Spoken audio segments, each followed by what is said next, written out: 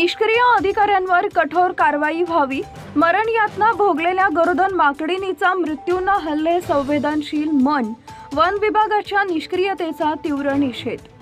यवतमाळच्या वीर वामनराव चौकात विजेच्या रोहित्रावर अडकलेल्या 2 माकडांचा MH29 हेल्पिंग हँड टीमने जीवाची बाजी लावून यशस्वी रेस्क्यू केला। मात्र विजेच्या धक्क्याने गंभीर जखमी झालेल्या गर्भवती माकडिणीला वेळीच उपचार मिळाले नाहीत आणि ती आपल्या पोटातल्या पिल्लासह तडफडत दगावली।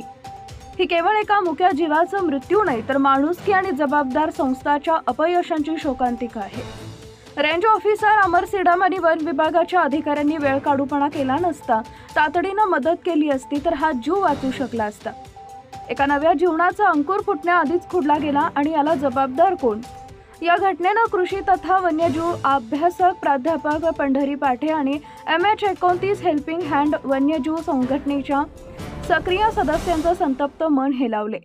त्यांनी वन विभागाच्या निष्क्रियतेचा तीव्र निषेध करत जोरदार घोषणाबाजी केली।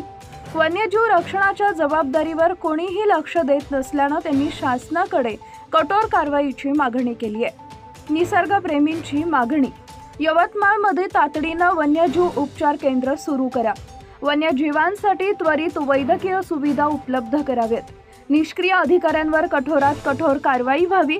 विद्युत रोहित्र आणि इतर धोकादायक ठिकाणी सुरक्षा व्यवस्था करण्यात यावी। Bureau reporter Jitendra Khode, Navswarajya news, प्रतिनिधी यवतमाळ। मध्ये काम करत असताना सुद्धा वन्यजीवांच्या ज्या हालअपेष्टा होतात हे पोरं पोटतिडकीनं काम करतात। सगळे पोरं यांच्या प्रश्नांना उत्तर जर या ठिकाणी भेटत नसेल तर आम्ही काम कुणासाठी करायचं? सिलाम साहेबांना मी 3 कॉल केले, त्यांनी 1 कॉल सुद्धा रिसिव्ह केला नाही। एक अधिकारी ना त्यांचं काम आहे की बाबा काय झालं सांग, काय अडचण आहे तुमची? एक फोन सुद्धा जर तुम्ही रिसिव्ह करत नसाल तर आम्ही न्याय कुणाकडे मागायचा? आमचा प्रश्न आहे। आमची याच्यात चूकच नाहीये।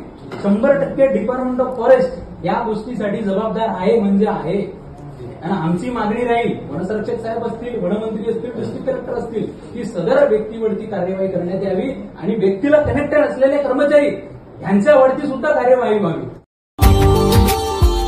Subscribe now and press the bell icon. Never miss an update.